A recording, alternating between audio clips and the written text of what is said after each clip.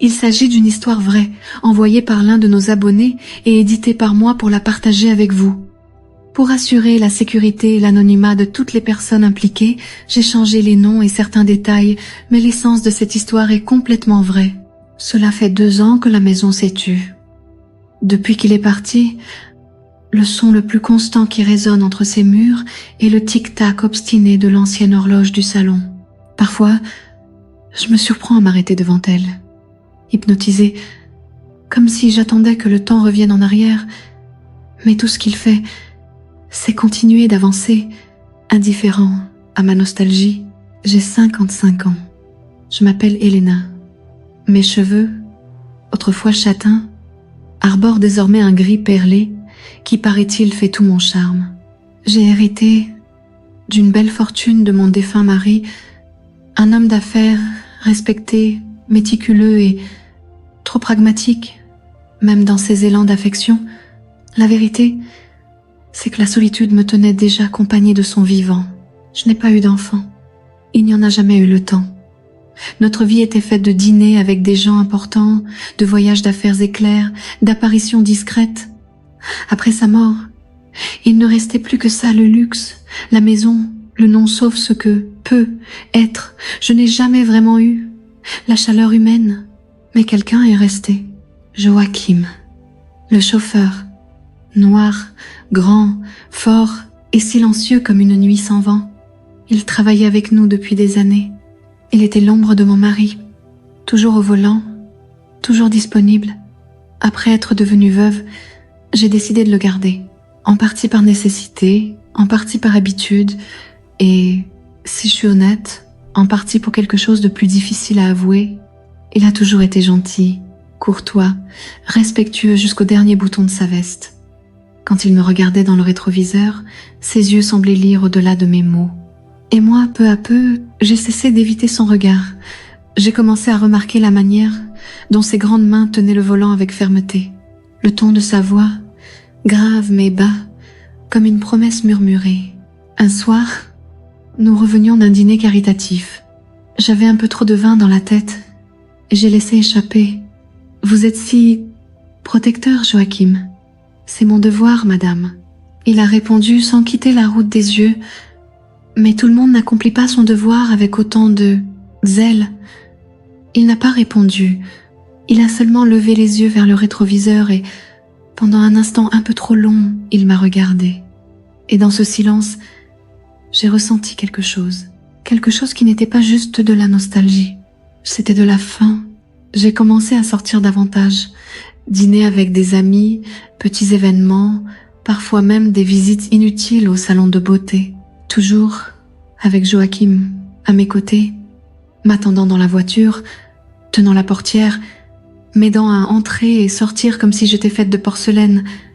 Et moi, je me suis mise à fantasmer.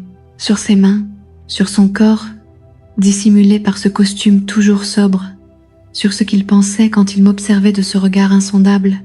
Et bien sûr, j'ai testé les limites. Je portais des robes plus ajustées, un rouge à lèvres plus intense. Parfois, je faisais semblant d'avoir besoin d'aide pour fermer ma robe. Si vous voyez ce que je veux dire, il ne franchissait jamais la ligne. Ce qui rendait tout cela encore plus tentant. La routine est devenue un jeu silencieux. Un jeu où je me laissais guider, mais où, au fond, je voulais qu'il prenne le volant de la situation autrement.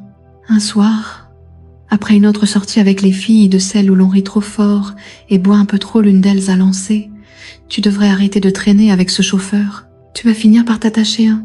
J'ai souri, j'ai trinqué avec elle. Mais à l'intérieur, mon corps a réagi d'une manière qu'aucun verre de vin ne saurait expliquer. Cette même semaine, une idée m'est venue. Mes amies étaient toutes occupées chacune dans sa bulle de mari ou de petits-enfants et moi, eh bien, j'avais besoin de compagnie. J'ai appelé Joachim. « Madame ?» a-t-il répondu comme toujours, de sa voix grave et polie. « Amenez-moi dîner ce soir. Bien sûr, où souhaitez-vous aller? Je n'ai pas encore décidé. » J'ai pris une grande inspiration. « Mais je veux que vous dîniez avec moi. » Silence. « Pardon, madame, mais je ne peux pas accepter. Ce serait inapproprié. » J'ai souri.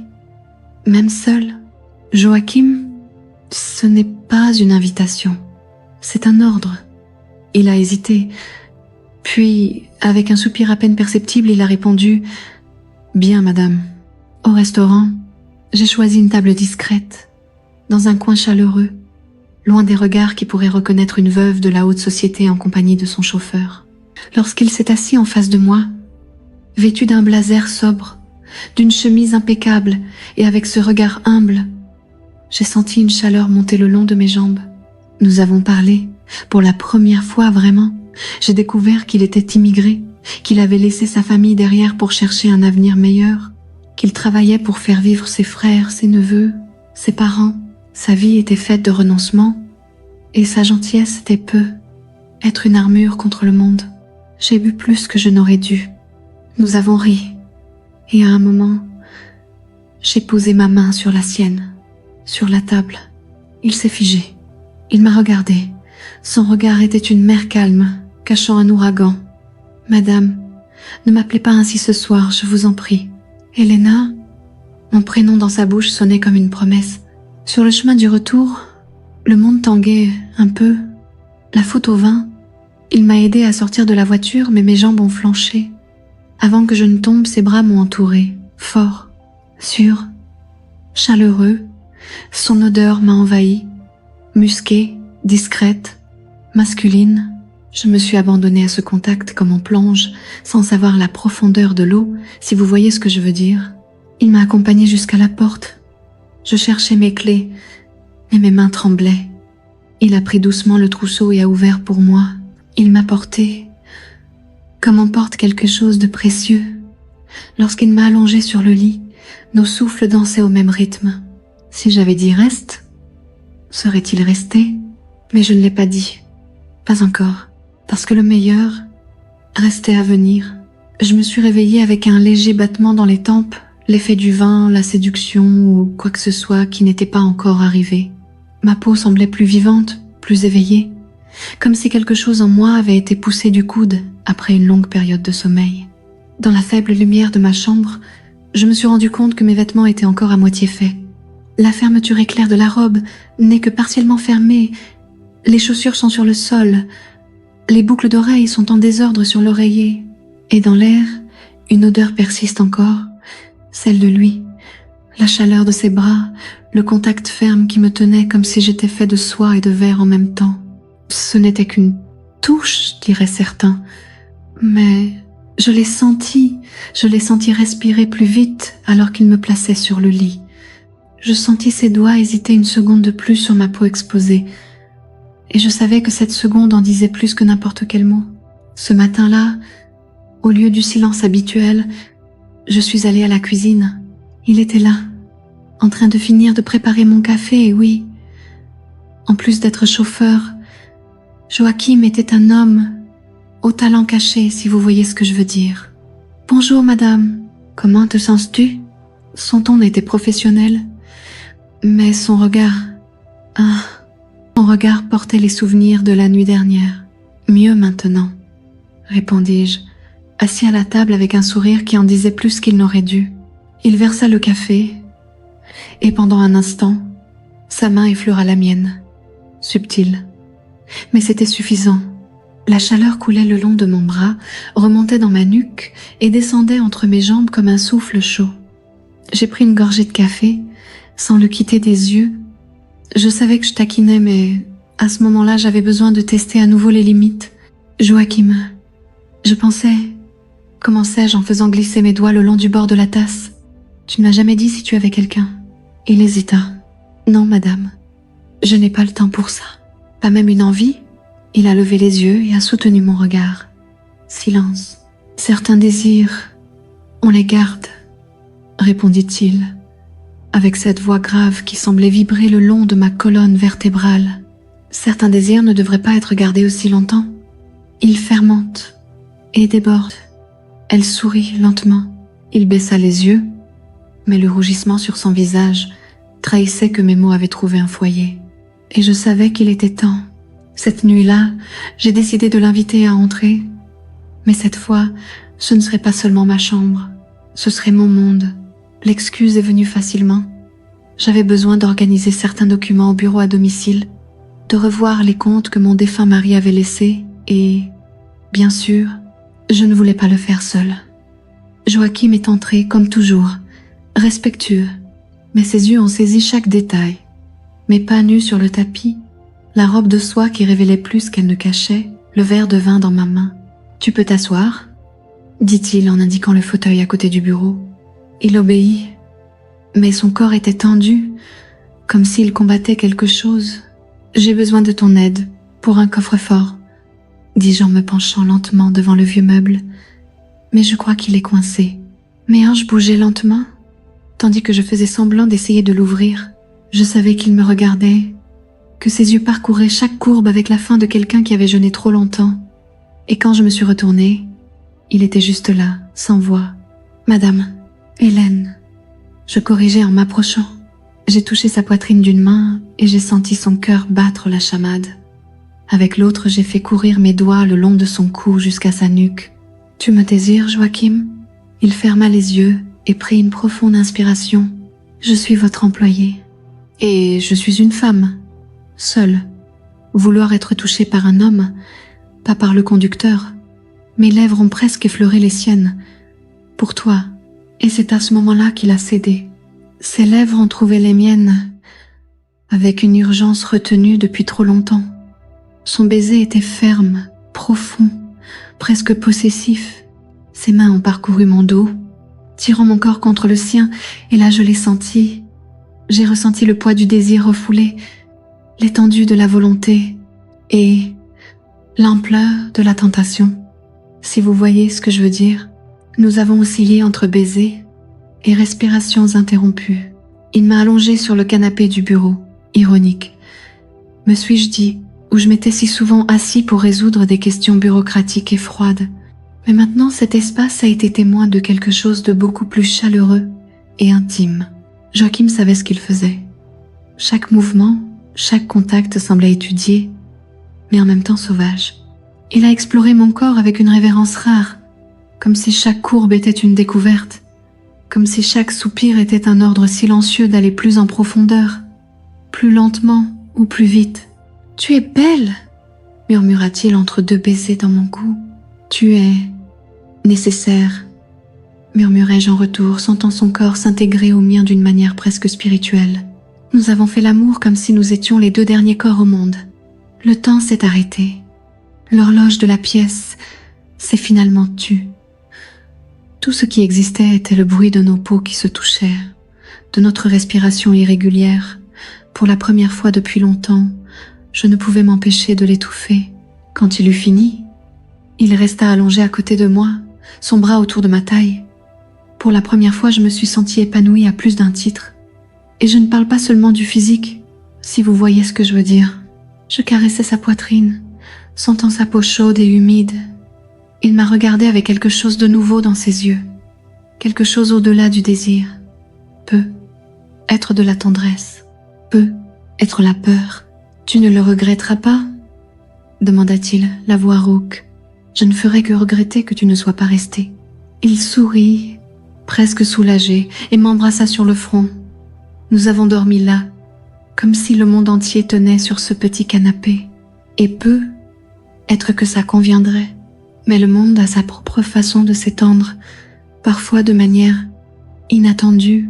Je me suis réveillée avec la lumière du soleil, filtrant à travers les interstices du rideau. J'étais toujours allongée sur le canapé du bureau, mon corps entrelacé avec celui de Joachim, qui dormait avec une expression de paix que je voyais rarement chez quelqu'un. La chaleur de la nuit précédente vibrait encore sous ma peau, mes cuisses ressentaient encore l'écho de ce qu'il m'avait fait. Un délicieux mélange de fatigue et de satisfaction. Pendant un moment, je suis restée là, à regarder son visage. La barbe de 3 jours, les longs cils, le léger tressaillement de sa mâchoire, lorsqu'il respirait, tout en lui respirait la masculinité, et un certain mystère. C'était le genre d'homme qui laissait sa marque sans effort, et dans mon cas, cela a laissé des marques beaucoup plus profondes, si vous voyez ce que je veux dire. Je me suis levée lentement, j'ai enroulé la robe autour de mon corps nu et je suis allée à la cuisine. J'avais besoin de café et de temps pour comprendre ce qui se passait en moi. Ce n'était pas encore de l'amour, mais c'était trop de désir pour que ce soit juste une aventure. Et, à 55 ans, je ne me laissais plus facilement berner. Mais ça avait un goût différent. Quand je suis revenue, il était réveillé, assis, vêtu seulement de son pantalon. Les muscles de son torse reflétaient la lumière de l'aube, et pendant un instant, j'ai perdu le fil de mes pensées. « Bonjour », dit-il, la voix encore rauque à cause du sommeil. « Bien est un euphémisme », répondis-je en souriant et en lui tendant une tasse. « On dort ici ? Nous avons dormi, nous avons transpiré, nous avons tout fait, sauf dormir correctement. » J'ai plaisanté en m'asseyant à côté de lui. Il a ri, et le son de son rire m'a donné un agréable frisson. Je pensais que ce ne serait qu'une fois, commenta-t-il en me regardant dans les yeux. Je le pensais aussi, mais honnêtement, je commence à devenir accro à la façon dont tu me touches. Je ne voulais pas profiter de toi. Et tu penses que c'est moi qui ai été exploitée ? J'ai porté ma main sur sa poitrine nue. En faisant glisser mes doigts, je le voulais. J'ai choisi. Et maintenant, j'en veux plus. Il a tiré fermement sur ma taille, me faisant m'asseoir sur ses jambes. Ma robe s'est partiellement ouverte, révélant les débuts de mes melons. Ses yeux se baissèrent comme s'il admirait une œuvre d'art, et sa bouche s'ouvrit avec avidité. « Tu me rends folle, Elena », murmura-t-il, avant de prendre mes lèvres avec les siennes. Cette fois, le baiser n'était pas urgent. C'était lent, comme si chaque mouvement de la langue voulait explorer des territoires encore inconnus. Ses mains parcouraient mon corps plus intimement, avec la familiarité de quelqu'un qui savait désormais exactement où toucher, comment me faire frissonner. Nous avons fait l'amour là-bas, avec le soleil comme témoin. Je le chevauchais, son regard fixé sur le mien, ses mains fermement sur ma taille, guidant mes mouvements comme un chef d'orchestre dirigeant sa symphonie. Mes murmures sortaient par vagues, étouffés par ses baisers ou libérés dans l'air, sans honte, sans culpabilité. Je me sentais vivant, complet, entier, et il m'a pris comme s'il voulait me mémoriser avec tout son corps. Après l'apogée, nous nous sommes retrouvés à nous tenir l'un l'autre, haletants. La sueur coulait entre nos corps pressés, et pendant un instant j'ai fermé les yeux, et j'ai souhaité que ce moment dure plus longtemps, bien plus. Les jours suivants furent un dangereux mélange de désir et de routine. Il continuait ses tâches habituelles, conduire, porter des sacs, ouvrir des portes, mais ses yeux me dévoraient chaque fois que nous étions seuls. Et moi, eh bien, je l'ai taquiné de toutes les manières possibles. Un après-midi, en revenant d'une de mes sorties, je lui ai demandé de m'aider à essayer une nouvelle robe que j'avais achetée. Joachim entra dans la pièce avec une certaine hésitation, mais il ne fallut pas longtemps pour que son regard haïsse tout. La robe était moulante, courte, et laissait mon dos nu. Il tendit la main pour remonter la fermeture éclair, mais ses mains s'arrêtèrent à mi-chemin. « C'est serré », murmura-t-il, la voix plus basse. « Tu penses que ça ne me va pas ? Ça va trop bien. »« Peut être trop », répondit-il, et son souffle me frappa violemment la nuque. Je me suis retournée lentement, pressant mon corps contre le sien, et ses mains sont instinctivement descendues jusqu'à ma taille. Nous nous sommes embrassés à nouveau. Fou. Ses mains glissèrent le long de mes cuisses, tandis que je le poussais sur le lit. « Joachim », murmurai-je, entre deux baisers. « Tu sais exactement comment me quitter comme une rivière, si tu vois ce que je veux dire. Tu me rends fou ?» Il s'y rendit directement, comme s'il déballait un précieux paquet. Chaque vêtement révélait une partie de moi que lui seul semblait comprendre. Et quand je suis allée au plus profond de moi, une fois de plus, j'ai senti tout mon corps vibrer. C'était comme si chaque fois était meilleure que la précédente, comme s'il perfectionnait les détails, décorant ma peau comme une chanson que lui seul savait chanter. À la fin de cette nuit, allongée sur sa poitrine, je lui ai avoué quelque chose que j'étais moi-même encore en train de traiter. Je ne me souviens pas de la dernière fois où je me suis sentie comme ça, désirée. Sois prudent, vivant, avec du feu dans la peau, envie de vivre plus, ressentir davantage.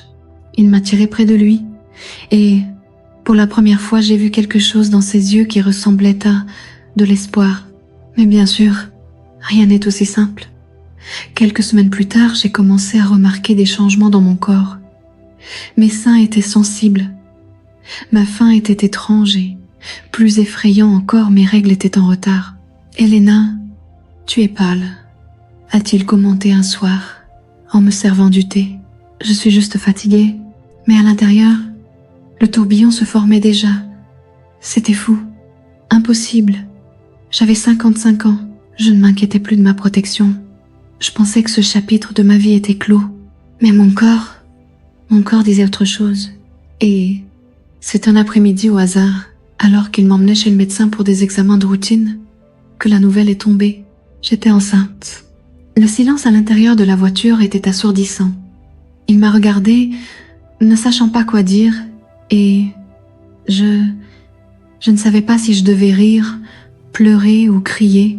Je savais juste que quelque chose en moi avait changé pour toujours. Et il a tenu ma main.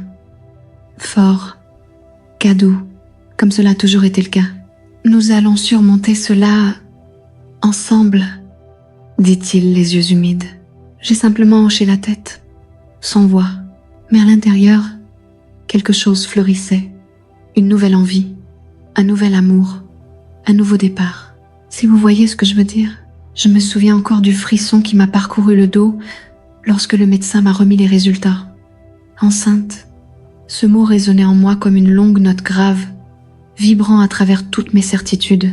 À 55 ans, c'était inhabituel, impossible, presque miraculeux. Et pourtant il était là. En moi quelque chose grandissait, une vie de lui. Notre. Joachim tenait fermement ma main, ses yeux alternant entre la confusion, la surprise et une brillance que je ne pouvais pas déchiffrer. Ce n'était pas de la peur. C'était quelque chose de plus intense, une émotion brute, presque primitive, presque paternelle. Sur le chemin du retour, le silence entre nous n'était pas gênant. C'était un silence dense, plein de sens. Quand nous sommes arrivés dans l'allée, il a éteint le moteur et est resté là, le regard dans le vide. « Tu voudras… » commença-t-il avec hésitation. « Je vais. » Je l'ai interrompu avant qu'il ait fini. Même avec tout, l'âge, le risque, je ne sais pas comment l'expliquer. Mais oui, je vais. Ce bébé est un morceau de toi en moi et, d'une certaine manière, cela me fait me sentir plus vivant que jamais. Il s'est tourné vers moi et m'a regardé d'une manière qu'il n'avait jamais fait auparavant. C'était comme si j'étais fragile, précieuse, sacrée et en même temps désirable. Tu n'as aucune idée de ce que tu me fais, Elena. Je me suis penchée vers lui, touchant son visage affectueusement. Si tu as peur, dis-le-moi. Mais si tu as un désir, montre-le-moi, murmurai-je. Et il l'a montré.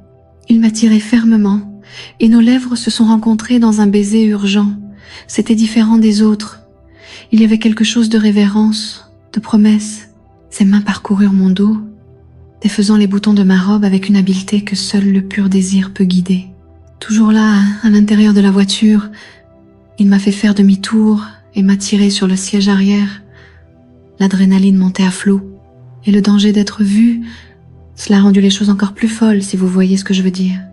Il s'est approché de moi avec précaution, comme si j'étais désormais plus que son amant, comme si j'étais le temple de quelque chose de sacré, et pourtant, ses caresses étaient pleines de vin. Son baiser parcourut lentement ma peau, s'arrêtant sur mes melons, qui étaient plus sensibles que jamais. Ils sont plus fermes, plus complets, commenta-t-il, la main posée sur l'un d'eux avec un mélange d'affection et de désir. J'ai cambré le dos, fredonnant doucement, ressentant des vagues de plaisir à chaque endroit qu'il touchait. « C'est ton bébé qui grandit en moi », murmurai-je en lui tenant les cheveux, tandis qu'il m'explorait avec sa bouche. « Mais je suis toujours tout à toi. » Il m'a allongé sur le banc, entre mes jambes, et m'a coupé le souffle avec sa langue. Mes mains s'agrippaient à tout ce qu'elles pouvaient. Les sièges, les épaules, l'air lui-même. Mes hanches bougeaient au rythme qu'il imposait, et quand j'arrivais là où toutes les femmes aiment aller, ce fut avec un cri rauque, le genre qui laisse des traces dans les oreilles de ceux qui l'entendent. Puis, il s'enfonça profondément avec une lenteur presque tortueuse, comme s'il voulait s'intégrer complètement à moi, physiquement et spirituellement. Ses yeux n'ont jamais quitté les miens, et à ce moment-là j'en étais sûre. Ce que nous avions allé au-delà du plaisir charnel, c'était quelque chose de plus intime. Il fusionnait avec moi. Après l'extase, nous sommes restés là, en sueur comme ça, haletant. La vitre de la voiture est tout embuée. « Hélène, dit-il à voix basse, je prendrai soin de vous deux, avec ma vie. Je sais. » J'ai répondu et j'ai embrassé son front. Les semaines suivantes furent riches en découvertes. Mon corps a changé, oui, mais il n'a pas perdu son désir. Au contraire, mon appétit pour ces choses semblait s'être intensifié. Peu était-ce hormonal, peu était-ce dû au fait que je portais le fruit d'un homme qui me touchait comme aucun autre. J'ai commencé à porter de la nouvelle lingerie provocante. Je voulais qu'il me voie, qu'il me veuille, et il l'a vu. Et comment je l'ai vu? Il y a eu un jour, par exemple, où je suis entrée dans la pièce vêtue d'une robe rouge, une de ces robes en soie fine, qui révèle plus qu'elle ne cache. Dessous, Joachim, peux-tu m'aider à fermer ce fermoir ici à l'arrière? Il s'approcha lentement, comme un chasseur repérant sa proie. Ses doigts touchaient légèrement ma peau, mais son regard brûlait. Tu vas me tuer. Tu sais, seulement si c'est pour la joie, répondis-je en cognant légèrement mes hanches contre lui. Tu n'as aucune idée de ce que tu me fais, Elena. Oh oui, je le fais. Et j'aime ça. J'aime te voir perdre le contrôle, murmurai-je, et je tirai sa main, la prenant entre les divisions de moi. Surtout quand je suis comme ça, ressemblant à une rivière, près. Si vous voyez ce que je veux dire, il m'a jeté sur le lit avec une faim qui me faisait trembler. Il m'a emmené là, vite, sauvagement, avec une force qui m'a fait crier. Et puis, plus lentement, plus profond, comme si c'était au plus profond de moi, non seulement avec mon corps, mais avec tout ce que j'étais. Et quand c'était fini, j'étais épuisée, mais souriante, satisfait comme lui seul savait me rendre satisfait. Mais ce n'était pas seulement du désir. Il a commencé à arriver plus tôt, apportant des fleurs, des fruits que je voulais sans savoir que je les voulais. J'ai caressé mon ventre comme si je pouvais déjà y voir notre fils. Il a commencé à installer un berceau improvisé dans une des pièces de la maison, sans que je le lui demande. Et en moi, un nouveau sentiment a commencé à fleurir. Amour, pas l'amour romantique idéalisé, mais le véritable amour, ce qui naît de l'abandon, de l'attention, de la confiance. L'amour qui se construit entre des regards silencieux, entre baisers sauvages et matins avec café et main dans la main. Moi qui pensais être trop vieille pour tant d'émotions, je me retrouvais à renaître à chaque contact, à chaque geste, à chaque murmure de sa part. Nous vivions quelque chose de rare, quelque chose de fort, quelque chose qui pouvait être ressenti dans la peau, dans les os, dans les soupirs. Et le meilleur dans tout ça, ce n'était que le début. L'arrivée du dernier trimestre de grossesse a apporté de profonds changements, non seulement dans mon corps, qui affichait désormais fièrement son ventre rond, palpitant de vie, mais aussi dans la façon dont je me voyais. Elle n'était plus seulement la veuve solitaire, la respectable dame de la maison élégante. J'étais une femme, voulue, complet, mère, et surtout, c'était celui de Joachim. Il est devenu chaque jour plus protecteur, affectueux et étonnamment plus vorace. La grossesse n'a pas diminué son désir pour moi. Au contraire, cela semblait nourrir une faim différente, comme si mon corps portait désormais quelque chose de sacré qu'il voulait vénérer dans chaque centimètre carré. Il y a eu une nuit en particulier. La pluie tombait abondamment dehors et la maison était plongée dans le silence. Je portais une chemise de nuit en satin blanc qui couvrait à peine mes cuisses. Mes courbes étaient plus évidentes, mes mélons étaient plus pleins, ma peau était plus sensible, tout en moi semblait le réclamer. Pour vos touches, ta bouche, votre chaleur. Joachim entra dans la pièce avec un plateau de fruits coupés et un verre de jus naturel attentif comme toujours. Mais son regard, oh, son regard était un pur péché. Tu vas juste regarder ? Ou tu vas me goûter ? Demandai-je en passant un morceau de mangue sur mes lèvres avant de le mordre lentement. Il s'est approché comme un animal affamé. Il prit le plateau de ma main, le jeta sur la commode et s'agenouilla entre, ses yeux fixés sur les miens. « Je t'ai dit que je prendrais soin de toi. Et prendre soin de vous, madame, c'est aussi vous satisfaire, avec tout ce que j'ai. Si vous voyez ce que je veux dire. » Je ris en me mordant la lèvre inférieure, avant de rejeter la tête en arrière, sentant sa langue explorer mon intimité avec une délicieuse lenteur. Le sentiment était amplifié peu. Être à cause de la grossesse, peu. Être à cause de l'amour, peu. Être à cause de ce feu entre nous qui ne semblait que grandir. Ah, Joachim, tu vas me gâter. C'est exactement l'intention. Il remonta le long de mon corps, embrassant mon ventre, mon cou. Quand il est finalement entré en moi, c'était avec une délicatesse viscérale. Ce n'était pas seulement ça. C'était de la révérence. C'était une connexion. C'était la livraison. Nous bougions comme si nos corps étaient faits l'un pour l'autre. Et même là, avec le poids de nos ventres entre nous, nous avons trouvé des moments qui nous ont fait chuchoter de joie, comme celle de côté dans laquelle il m'a installée, sa main comme sur le volant tenant ma hanche, tandis que l'autre caressait un de mes melons avec la fermeté d'un homme fort. « Tu es à moi » murmura-t-il. « Ma reine, ma femelle, la mère de mon fils » je murmurais à chaque poussée, le sentant de plus en plus profondément à l'intérieur, comme s'il voulait me marquer complètement. Cette nuit-là, nous avons eu 2 ou 3 moments où nous avons levé les yeux au ciel. Entre baisers, mots cochons, caresses intenses et promesses murmurées entre les draps. Et quand nous nous sommes finalement endormis, collés l'un à l'autre, en sueur, satisfaits, je savais qu'elle ne serait plus jamais la femme qu'elle était avant, et que c'était une bénédiction. Les semaines passèrent, et il insista pour tout faire pour moi. C'était une affection sans fin. Massage des pieds, bain chaud préparé avec des sels aromatiques, baisers sur le ventre chaque matin. Mais ce qui m'a fait le plus capituler, c'était ce regard de quelqu'un qui me désirait davantage chaque jour. Le jour où j'ai commencé à coucher, il m'a pas quittée. Il transpirait plus que moi, il tremblait et priait en espagnol. Entre les contractions, je riais de sa nervosité, et cela me donnait de la force. Des heures plus tard, le plus beau son que j'ai jamais entendu a rempli la pièce. Le cri de notre fils. Joachim a pleuré plus que le bébé. Il a tenu mon visage à 2 mains, m'a embrassé sur le front et a murmuré « Tu m'as tout donné ». Tous les jours qui ont suivi ont été remplis d'apprentissage, de nuits blanches et de changements de couches, mais aussi d'un nouveau type d'intimité. Il est devenu encore plus irrésistible lorsqu'il a regardé notre fils avec ce regard aimant. L'homme viril qui me faisait fondre entre les draps était désormais aussi un père dévoué, attentionné et protecteur. Et oui, notre désir a continué, plus mature, plus intense. Un soir, après avoir mis le bébé dans le berceau, je suis revenue dans notre chambre portant une paire de lingerie noire en dentelle, le genre que j'achetais à l'époque où j'étais audacieuse.